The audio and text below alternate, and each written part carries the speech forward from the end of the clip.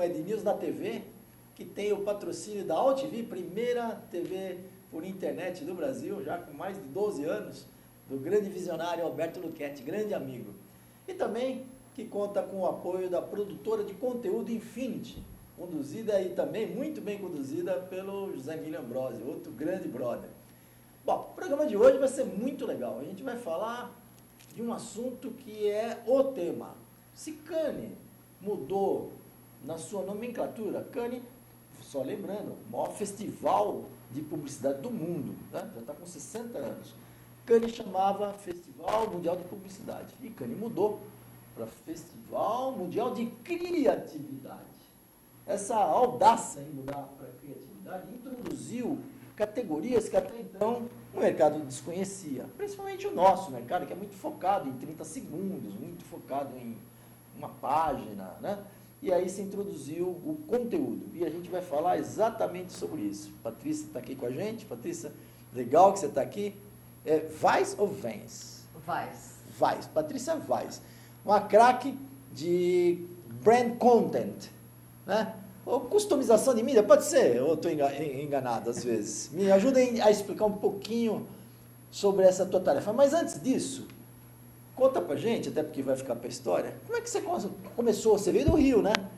Como é que foi a tua história? Você estava falando, teu pai foi um dos sócios da CAI Domingos. Que agência, hein? Olha, eu vim do Rio, assim, em 99 eu vim pra cá porque... DNA do pai já? DNA do pai, total. Eu sou a única filha, eu sou caçula, eu sou a única filha que resolveu seguir meu pai. Eu cheguei a prestar vestibular para arqueologia, eu ia ser arqueóloga. Que coisa! E o que aconteceu foi mais forte, até depois que meu pai faleceu. Meu pai faleceu, eu tinha 10 anos, eu era super novo, jovem. Né? E ele era muito jovem, né? Ele tinha fundado a CAI há alguns anos, a CAI Domingues, que era... Os sócios eram ele, o Caio e o Norma. E o meu pai era obsessivo, né? Na verdade, antes disso, meu pai foi um grande professor de história e de geografia que foi caçado lá em cima. Aí daí que veio a tua... E ele era um cara que pensava, né? Um cara de esquerda, quando existia essa coisa de esquerda, de direita. E não, mas que de bom verdade... que existiu, né? Que bom que existiu. Era romântico um pouco, né? Um pouco, Um pouco romântico. A gente viu depois como tanta coisa... Tinha mais idealismo. Sim, idealismo é muito acho bom. Acho que evolui um pouco, né? né? Acho que era mais autêntico também. Mas eu imagino mas, você na sua casa. Ele não era nem um militante, mas ele foi caçado porque era um professor de história. História era muito perigoso. Porque, opa, vai contar. Né, para a ditadura era muito perigoso. Enfim, mas era um grande intelectual, era um cara realmente muito especial e bem-humorado e muito respeitado. E eu cresci, né, vendo isso e, naturalmente, eu passei para arqueologia e para comunicação, mas eu acabei... Quando eu fui ver, eu estava trabalhando com marketing, eu comecei no McDonald's, depois no Citibank. Nossa, bem... Porque eu gostava muito de planejar, só que na época que eu comecei, o planejamento eram realmente as pesquiseiras, né? Sim. Uma coisa que a gente hoje vê um pouco mais no mercado. Fátima, né, Pacheco, Jordão, Verinha Aldrigue, me lembro bem dessa turma, das pesquiseiras. Pois é. E então, de lá saíram bons planejamentos, né? Maravilhosos, mas é que na época que eu vi o planejamento em agência, eu não tive muita identificação, eu estava saindo da faculdade. Claro. Na verdade, no segundo período da faculdade, eu comecei a estagiar em marketing e... acabei retomando e voltando para a agência, depois de trabalhar com marketing. Você foi trabalhar em marketing já, aí em empresa ainda, McDonald's e City, ou você já foi para uma agência? Não, eu estagiei na Caio, né, para saber como era.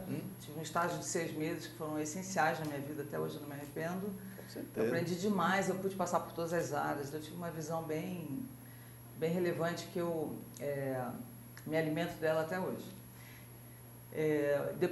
Mas eu queria muito trabalhar com pensamento, né, por trás da marca. E aí eu vi isso já nessa época, você estava me contando um pouco, mas eu vou te obrigar você a contar outra vez. Do fino que satisfaz, que marca, então, que meme. Hoje seria um meme. Ou assim, ainda, gosto de levar vantagem em tudo, com o Vila Rica, com o Gerson. Virou a lei de Gerson, né? Eu era muito pequena. A Caio eram dois casarões maravilhosos, históricos, coloniais, no Cosme Velho, no Rio de Janeiro. E de tarde, escondida do meu pai, porque ele queria me matar quando ele me via passeando pela agência, passava as tardes na agência, principalmente na criação e com o RTV, que era o Paulinho. que acontecia? Nesse período que eu passava na agência, eles me contavam tudo que eles estavam criando. E eu tive uma sorte, por exemplo, de estar na agência, escondida do meu pai, quando o Pedrinho Aguinaga adentrou com a Monique Evans, que na época era a namorada dele. Ele era o personagem, não era Ele era lindo, maravilhoso. Lindo, maravilhoso. E era o homem mais sensual, mais bonito da época. Fumante. E a gente, graças a Deus. É né? o conceito. Você viu que tinha conceito? O fininho que satisfaz, não era isso? Então, era chanceler, o fino que satisfaz. Era isso. Há pouco tempo, até postei no Minha Instagram analogia, isso. né? Porque é maravilhoso lembrar o quanto que, infelizmente, a gente ficou politicamente correto demais. Você acha que a gente regrediu muito? Regredimos muito? Essas coisas de CONAR, de proibição disso, proibição daquilo. Não, o que eu acho é o seguinte, a gente vive um tempo contemporâneo de irrestrito, né? É uma amplitude, um acesso à informação fantástico, só que em demasia, né? Então a gente tem que absorver e se debruça pouco sobre as coisas, na verdade, porque não há tempo para a gente, na verdade, elaborar a quantidade de informação que a gente absorve. Muito bom. No mundo, né? A gente trouxe dos Estados Unidos, pelo grupo de mídia, alguns livros de mídia no Brasil, porque são poucos que tem. Um deles chama Em Busca da Atenção. E ele dizia, o que você está falando? Que uma pessoa hoje é impactada com 3.000 mensagens por dia, ela não percebe nada. Aí eu te pergunto, quase que já entrando na tua competência, você acha que hoje um comercial de 30 segundos resolve a vida do anunciante ou precisa contar um pouco um storytelling, contar uma historinha, fazer um conteúdo, um conteúdo de mídia, né? O que você acha? Olha, Toninho, o que acontece é que, independente de interpretação ou de olhar ou de opinião, hoje a gente vive uma realidade pós-moderna, assim, hiperconsumista, hipermidiática, e a gente vive uma cultura mundial hiperconectada, né? Então é uma cultura mundo, onde você enxerga, percebe, verifica, retransmite os acontecimentos, as informações simultaneamente, ao mesmo tempo, né? E ao vivo, desordenadamente, de forma não linear, para o mundo inteiro. Sim. Porque as pessoas precisam vivenciar essa participação e esse fazer parte. Não é só a participação de efetivamente ser um membro da comunidade social que está conversando no mundo inteiro, mas é realmente fazer parte de algo, aquela coisa antropológica e tribal que todos nós temos, né? O ser humano quer fazer parte de alguma coisa, ele se agrupa por afinidade, ele precisa pertencer e ele gosta inclusive de trazer os amigos, já gosta de contar para o mundo o que ele está vivenciando. O que acontece é que hoje a gente vive uma realidade de narrativas colapsadas, né? É uma quantidade de informação fragmentada e em volume e uma abundância de conteúdo, e a maior parte desse conteúdo é de péssima qualidade e com muito baixíssima varejo, relevância né? no mundo inteiro, além do impacto que a gente vive hoje da transformação profunda. Você podia ter escrito o livro, esse que eu li, que chama Em Busca da Atenção, que ele dizia que o excesso de informação traz a perda da atenção. Traz a perda, a gente não tem mais tempo, a gente não tem mais espaço, a gente não tem mais memória para consumir tanto. E isso, a tendência é se intensificar, né? Então a gente queria tanto viver no futuro, nas últimas décadas, que a gente já está vivendo no futuro, né? Que é esse futuro, como eu estava falando, de narrativas colapsadas, que tudo tem que começar, ter meio e fim no mesmo dia, na mesma hora, que ninguém mais tem paciência e tolerância para o tempo das coisas, né? Mas você acha, agora, fundo, você quer complementar? Eu queria só complementar. Então vai, complementa. Dentro disso, a gente, como ser humano, somos indivíduos cada vez mais imediatistas. Sim. E principalmente os jovens, né? Que já convivem com esse inferno de informação, né? Dentro desse tipo de contemporâneo, a gente tem, ao mesmo tempo, uma transferência de poder fantástica que aconteceu, né? Nas 2 décadas que a gente passou, no mundo inteiro, o ser humano pôde assumir o controle do que ele pode ver, do que ele vai ver, do conteúdo que ele vai consumir. E a relação das pessoas no consumo de conteúdo, de mídias e, obviamente, de mensagens comerciais mudou drasticamente, né? O ser humano hoje, ele vivencia e não abre mão de viver uma realidade totalmente on demand, né? Uma realidade onde ele decide o conteúdo que ele vai ver, na hora que ele quiser, quantas vezes Netflix, ele quiser. Né? Exatamente. Já indo para a televisão, né? Quer dizer, um futuro previsível, né? Exatamente. Então, como a gente já experienciou isso, a gente não vai deixar de voltar para trás. Então, a transferência do poder aconteceu, a gente assumiu o controle como audiência e a gente também ficou com uma audiência muito mais inteligente, né? Porque nas últimas décadas, a própria televisão americana, que tem uma influência absurda no entretenimento e na forma da gente consumir conteúdo no mundo inteiro, e baliza também a qualidade, a evolução da TV americana ela foi incrível a partir da década de 90 em diante. Principalmente a partir de seriados como Sopranos. Sopranos, ó, lindo, Eu vou contar uma história para você, rapidinha, que eu aprendi isso aqui no Brasil, mas eu ensinei muito americano. Nos 7 seminários e vezes que eu fui para lá, eu dava aula para eles de mídia. Há muitos anos atrás, quando surgiu a televisão nos Estados Unidos, ela veio do rádio, década de 40, ela foi mais cedo, aqui foi 50. Veio tudo do rádio. Uma companhia estava lançando uma máquina de lavar roupa. Por consequência, tinha que ter um sabão, não em pedra, um sabão em pó para lavar roupa.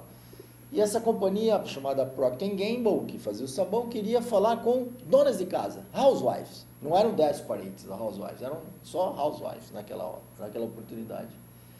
Um genial de um craque falou, eu vi no México a radionovela, e se a gente fizesse uma novela na televisão americana? Todo mundo odiou a ideia. A Procter & Gamble falou, não, eu vou pagar isso. Resumo da história. Até hoje, novela nos Estados Unidos não chama novel, chama soap opera, ópera do sabão, ou seja, brand content. Né? Aí tem a diferença, não é branded content. O que é? É uma intervenção, é uma verdade, interrupção na programação. O nome não está lá só, né? Isso não é branded content. Existe uma grande diferença de branded content, independente da percepção das pessoas, ainda mais quando ele se aproxima da excelência hoje, da redefinição em função de toda essa transformação no consumo de conteúdo e de mídia, né? Mas a grande diferença de branded content para product placement, por exemplo, que é o que muita gente confunde, merchandising, né? E o merchandising que a gente vê tanto nas novelas, é que o product placement e merchandising, eles estão muito mais próximos da zona de conforto que a gente tem quando a gente compra um comercial, né? O intervalo, o break de uma novela ou de uma programação, e se torna uma zona de conforto para a agência e para a marca, né? Porque não é uma ruptura. Então, acaba sendo uma intervenção e uma interrupção, porque se não é inteligente e criativo, interrompe e incomoda. E o brasileiro, inclusive, se incomoda bastante com isso. Então, a gente vem cada vez mais como audiência no mundo se acostumando a fugir da interrupção do intervalo comercial. Fugir da comunicação, da propaganda que não é interessante, que não entretém. Como é que você faz isso? Com produtos próprios ou você aproveita do veículo que já tem produtos e desenvolve? Até porque você é especialista em consultoria nessa área, né? Branded content, na verdade, ele é um território de narrativa da marca próprio. Ele está fora da TV. Sim. O que acontece na TV é uma interseção, é uma das formas de interseção de entretenimento com o território da propaganda e do marketing, que são territórios que nasceram, como você mesmo falou, desde o rádio, nasceram de uma essência original e genuína, intrusiva e interruptiva. Né? O marketing e a propaganda, eles nasceram para vender. Eles comercializam, eles pertencem a um território de comercialização de mensagem de marca, mensagem institucional de marca e produto. Quando eu ponho o meu nome, é o nome da empresa, né? Melhor dizendo, num estádio de futebol, num teatro, envolve a tua competência? Ali é um patrocínio. Mas... Foi ótimo você falar isso, porque merchandising e product placement, eles pertencem a uma seara ali dessa interseção de marcas e entretenimento, chamada seara dos patrocínios. Né? Então, patrocinador da casa. Exatamente, é um patrocínio. Do estádio, né? Eles têm muita afinidade nesse sentido. E uma tremenda zona de conforto, porque a marca ela não está deslocando, por mais que ela entre na programação, ela entra com a mesma intenção. Ela quer ter o máximo de exibição e de percepção de presença daquela marca. Quando você desenvolve o branded content, o que é fundamental é a marca entender que ela está entrando num território mágico do entretenimento, que as pessoas estão assistindo, consumindo, relaxadas, elas sabem que não é um momento comercial. Quando a marca adentra desse território e cruza essa fronteira, tem que haver muita ética, muito respeito. E uma dose exacerbada de criatividade e ousadia em como conectar emocionalmente a marca com aquelas pessoas que estão assistindo com pertinência. É fundamental que a forma da marca ser incorporada àquele conteúdo tenha o máximo de fluidez, tenha o máximo de sentido. Né? A gente tem exemplos clássicos até no cinema, né?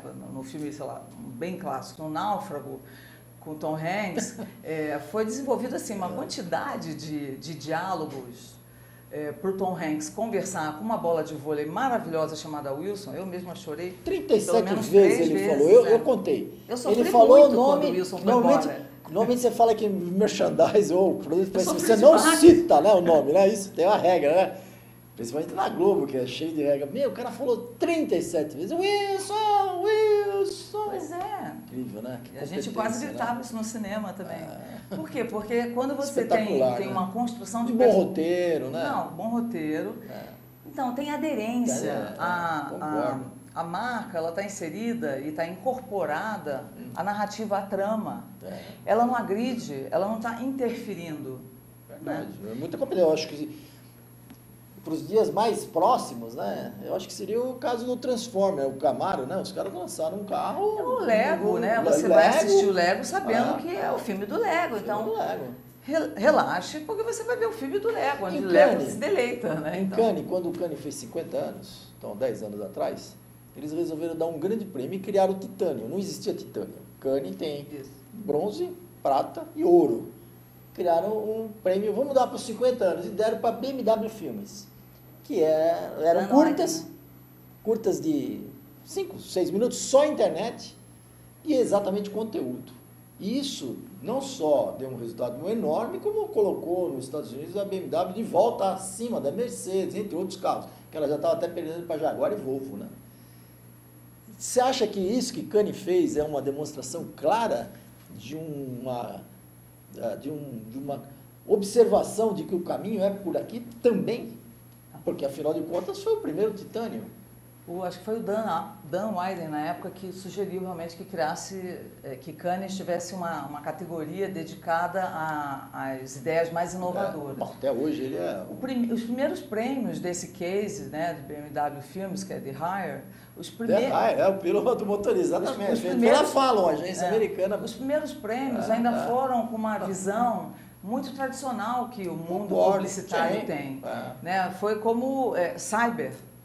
Verdade. Até porque a internet naquela época era meio que, né, estava vindo por fora. E orientada à mídia. Na época, a internet, qualquer criação na internet era bem inovadora. Ainda mais a qualidade de transmissão de dados que tinha na época. Sim. Que mesmo assim foi fantástico. Então, foi a primeira vez também que uma marca deu liberdade de criação e de direção para aqueles diretores fantásticos hollywoodianos que estavam ali, para a gente como Madonna, né, o Guy Ritchie dirigindo. Dirigida pelo ex-marido, né? Só ele para fazer aquilo que fez com ela, né? Sem ter uma preocupação politicamente correta. Mas ali, claramente, era o lançamento de um carro, lançamento de uma série. Né? Então, ninguém é pego desprevenido. E ele foi lançado como branded content, sim, porque ele foi lançado fora da TV, né? Fora do intervalo comercial.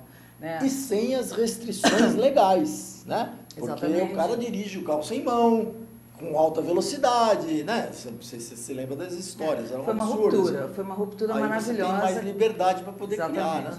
Então, desde então, né, eu acho até que veio tardiamente, ainda mais pensando na cultura americana, porque branded content nos Estados Unidos é uma coisa bem antiga. Hoje está em total redefinição, foi inclusive isso que a gente vivenciou no Júri de Cannes, está em total redefinição e em evolução devido à forma das pessoas consumirem conteúdo, devido a essa série de plataformas que a gente tem E de por essa acesso. tua experiência aí, por conhecer de perto todos esses festivais, você acha que no Brasil nós estamos acompanhando esse ritmo ou ainda estamos presos ainda num padrão tradicional? O Brasil, ele vive o contrafluxo total, né? O Brasil é um dos pouquíssimos mercados do mundo, apesar de ser tão importante e criativamente a gente tem uma excelência reconhecida, fantástica, maravilhosa e única, né? Mas o Brasil, como a gente vive aqui uma realidade onde o modelo de negócio, né, da mídia, do entretenimento, da publicidade, né, do marketing, é orientado para a compra do break comercial. Da remuneração, né? A agência é orientada a vender break. Ela é orientada a fazer negócio com as marcas, recomendando o investimento nas mídias tradicionais. A gente vive no mundo hoje, todo mundo, essa coexistência maravilhosa e rica de todas as formas de mídia, todas as formas de consumir mídia. A questão é que as pessoas não aguentam mais, como audiência no mundo inteiro e no Brasil, serem interrompidas. Um conteúdo que seja intrusivo, uma mensagem que seja transmitida tantas vezes, com tanto impacto e que, acima de tudo, não tenha relevância para as pessoas. Porque é correto a marca, até a publicidade cumprindo o seu papel, materializar as mensagens, as promessas, o seu posicionamento e até o seu propósito, através de ideias que envolvem as pessoas, né, nos comerciais de televisão, não importa a duração do comercial, mas que, acima de tudo, estão fazendo o quê? Estão, literalmente, apresentando a mensagem que a marca quer passar, e é um momento em que a marca está falando dela mesma. Então, esse marketing intrusivo, baseado na interrupção e baseado na sua auto-venda, né, da marca que só fala dela mesma, que só diferencia ela mesma e que não fala voltada para a audiência. Então, assim, é centrada no self da marca, não é centrada na audiência. Isso está cada vez mais sendo ultrapassado.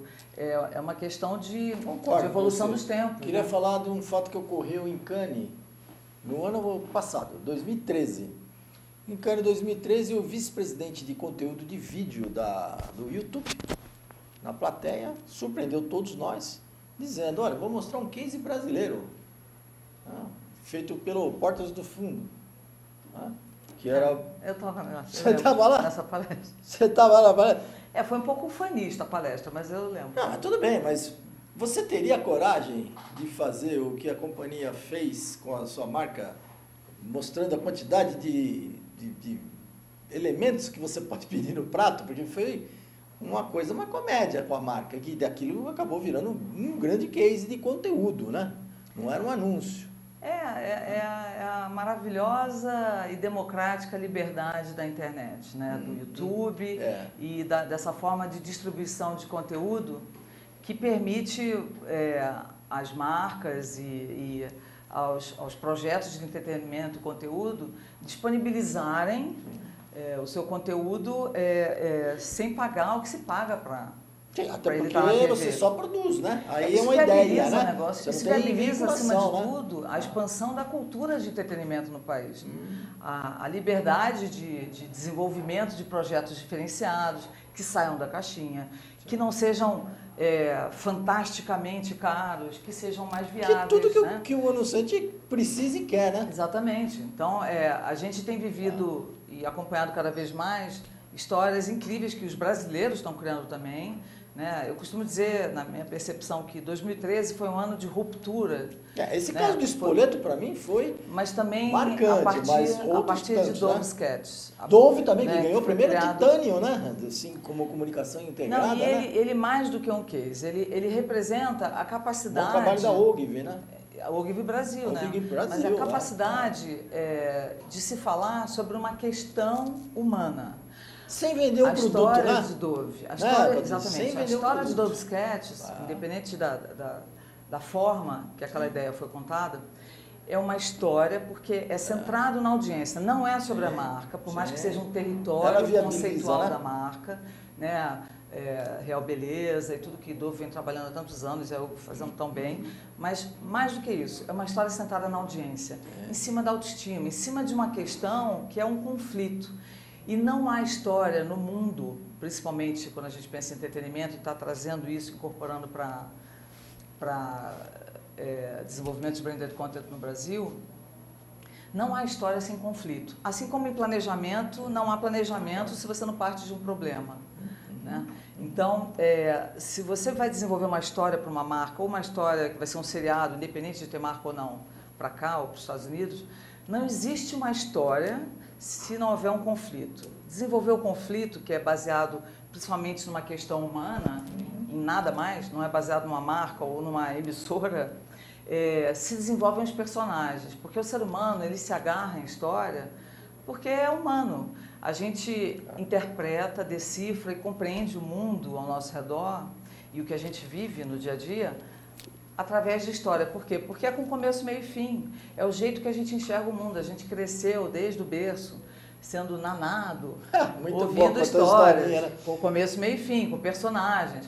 E a gente se agarra aos personagens, mais do que isso, mais do que se agarrar ao mito que é construído nas histórias, a gente se agarra aos descompassos, como a gente se agarra num reality show, muito bom, que pode não ter a mesma qualidade que uma história de ficção.